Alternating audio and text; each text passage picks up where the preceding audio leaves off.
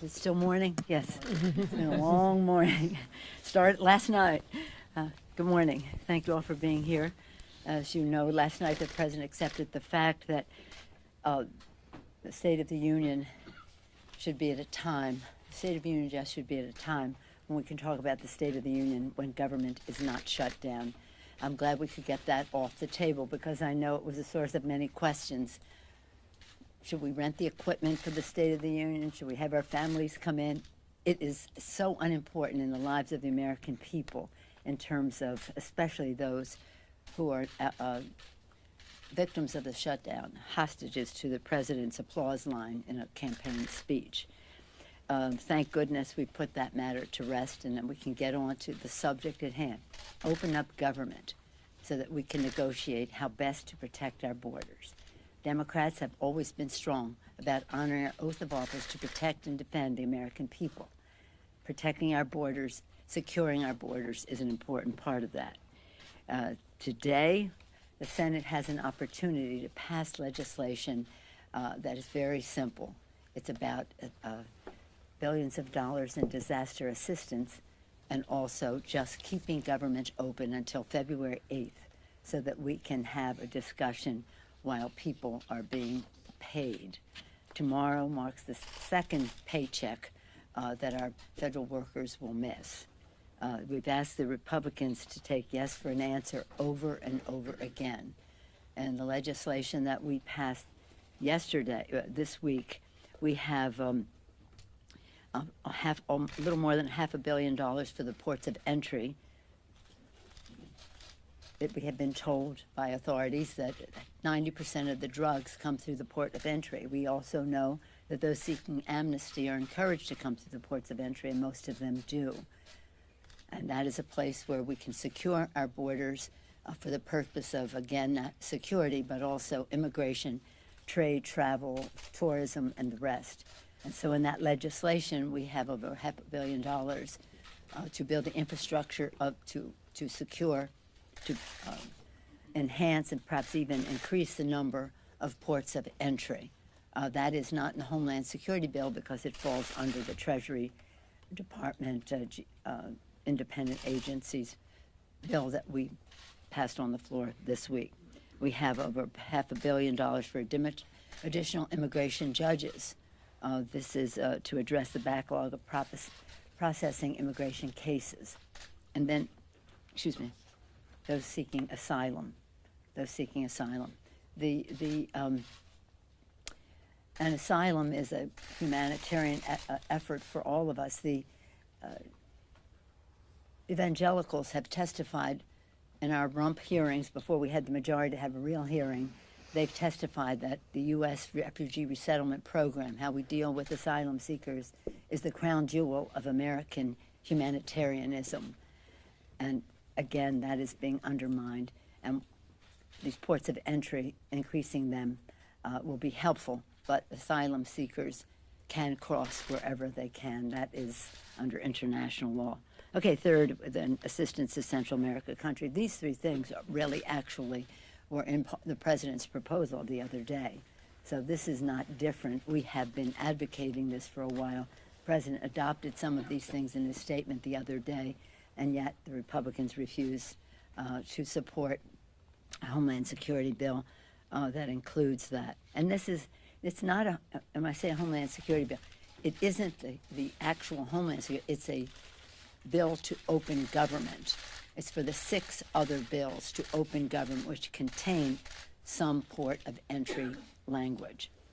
Today, the Senate will vote on a bipartisan bill to open government. It contains the same funding proposal they've already supported, and yet now they won't. So there's no excuse for Senate Republicans not to pass this legislation. We've asked them over and over again to take yes for an answer. So we're very firm in our support on how we secure our borders. Let's have that discussion after we open up government, and then let us get to work. You've heard the letters from the former secretaries of the Department of Homeland Security saying this is harmful, open up government. You've heard from the FBI Agents Association that because of the shutdown, they have no funds to pay confidential sources or to pay for investigation and prosecution of cases, including child exploitation, cyber warfare, or MS-13 terrorism-related cases. You've heard from the air traffic controllers, pilots, and flight attendants warn that we have a growing concern for safety and security. We cannot even calculate the level of risk currently or at play, nor predict the point at which the entire system will break. I heard him, the president of the Association of the Flight Attendants, Air Traffic Controllers last night say that in one place, 40% of the people, there's only 52% of a workforce there that, of 100% that they should have. And of that 52%, 40% are eligible for retirement. This is not something about re-upping when you see how casually this administration treats the important work that air traffic controllers do for us. And then the Commandant of the Air Force, the Coast Guard, Admiral Carl Schultz, said, "I find it unacceptable that the Coast Guard men and women have to rely on food pantries and donations to get through the day-to-day life as service members." That's this Commandant of the Coast Guard. He's saying that he finds it unacceptable. That should be a call to action for this administration to open up government. Instead, what do they have? They have Wilbur Ross saying he doesn't understand why. When he was asked about people going into food lines and pantries and the rest, he says he doesn't understand why they have to do that. I don't know, is this the let them eat cake kind of attitude, or call your father for money, or this is character building for you? It's all going to end up very well, just as long as you don't get your paychecks.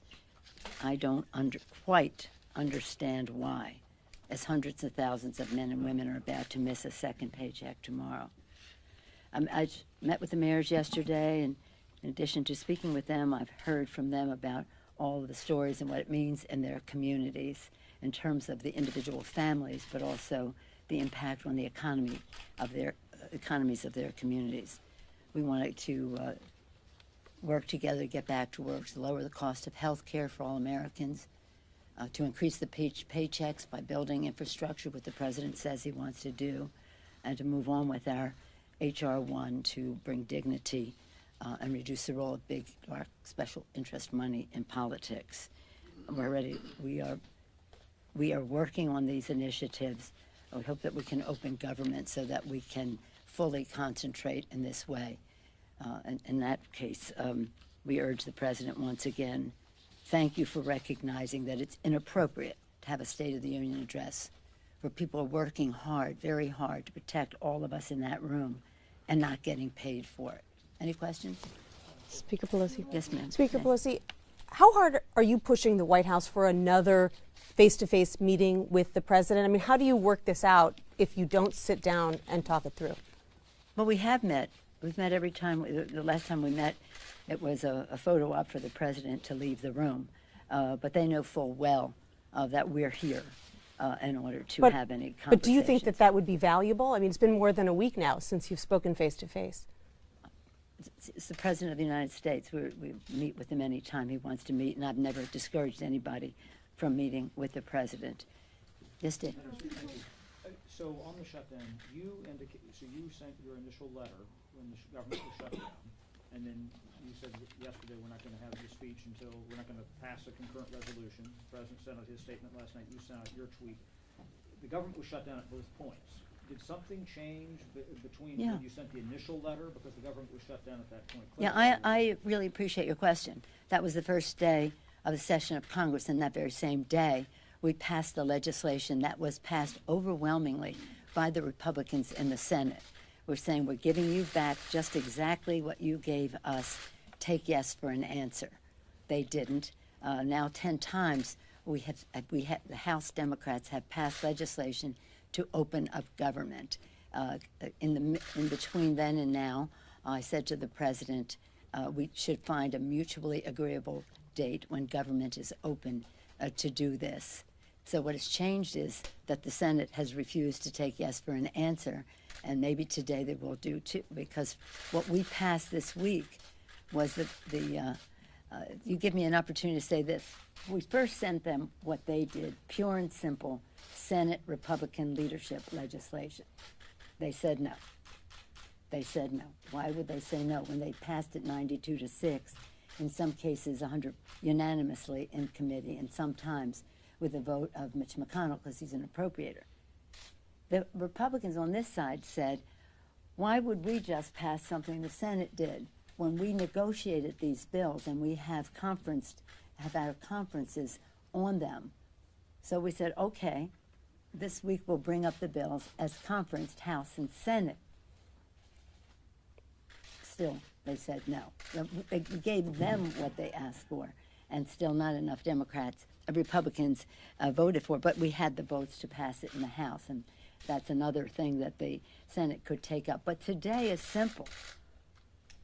It's about $12 billion for disaster assistance, plus 2 weeks of open up government. Who can say no to that? So that for 2 weeks we can have this debate. So when you sent the initial letter, you didn't think the government would still be shut down? No, I did not. I did, especially since we were giving them back exactly what they gave us. I guess I had better hopes for the concern that the Republicans in the Senate might have for the concerns of working people in our country. You see. Yes, that. House Democrats are Katie? negotiating behind the scenes a counteroffer. That's not true. That's not true. What if That's not true. What are the status of the No, negotiations? Are you considering something like that? No, what we are doing what we have been doing all along. We have been working on our congressional responsibility to write bills, appropriations bills, to keep government open. Many of those bills have come to the floor again and again just this week. The Homeland Security bill was not finished. Hopefully it will be finished soon, and out of that you will see our commitment to border security. That's not any negotiation behind the scenes or anything like that. Madam Speaker, so is it not the case then that you guys are working on a $5.7 billion bill that would not include money for the wall but would include money for border security? Within our $49 billion Homeland Security bill, there will be some provisions. You heard about $1.5 billion that I just said here that are not within that bill. They're in the Treasury Department, they're in the Justice Department, I don't know what they call it anymore. When I was ranking Democrat, it was called Foreign Ops, but that Foreign Ops State Department bill. So that's $1.5 billion. But within separate from that is the Homeland Security bill, and within that we will have some of our proposals for what comes next. Yes, please. Yes, sir. Madam Speaker, why not keep the members here this weekend? Many of them will be here. Many of them will be here. Some of them will be home listening to the stories and commiserating with those who have lost their jobs. As you probably know, while people think of the Washington area as the place where most federal employees are, they are in fact indeed all over the country, in my district as well. And some will be here this afternoon. We'll have some after the Senate acts, hoping that they could accept $12 billion for disaster assistance in 2 weeks, to open up government, to end the shutdown so that we can negotiate. If that doesn't happen, we'll be telling the stories of these families. So some will be here, some won't be here, but all of them on notice to be here. Day 35, why not be in session? Well, if we have some vote that we can take, we will be in session. It is not a closed case, but I'm still optimistic. I'm still optimistic in the goodness of the Republicans in the Senate, that they will care enough about these people that they will say, okay, we'll give 2 weeks so that we can negotiate a evidence-based, cost-effective, value-respecting way to protect the American people with border security. That doesn't seem like a big ask, especially since we still need to pass the disaster assistance. That's a simple ask. Senators, I don't think we can speak to them in that way. My hope is that the senators will pass a bill that addresses the concerns of the disaster assistance, $12 billion, we need to pass that legislation, A, and B, 2 weeks, February 8th, short period of time, open up government, let the negotiations continue or begin at a certain stage so that we can honor the work that these people are doing, deflect those on the Republican side who want to shrink government, and this is one way to engineer that. Be respectful of how we are protected by our civil aviation and the security that the FBI provides for us in so many ways that are shut down because they just don't understand why people have to stand in food lines. Thank you. Speaker Pelosi, how do you not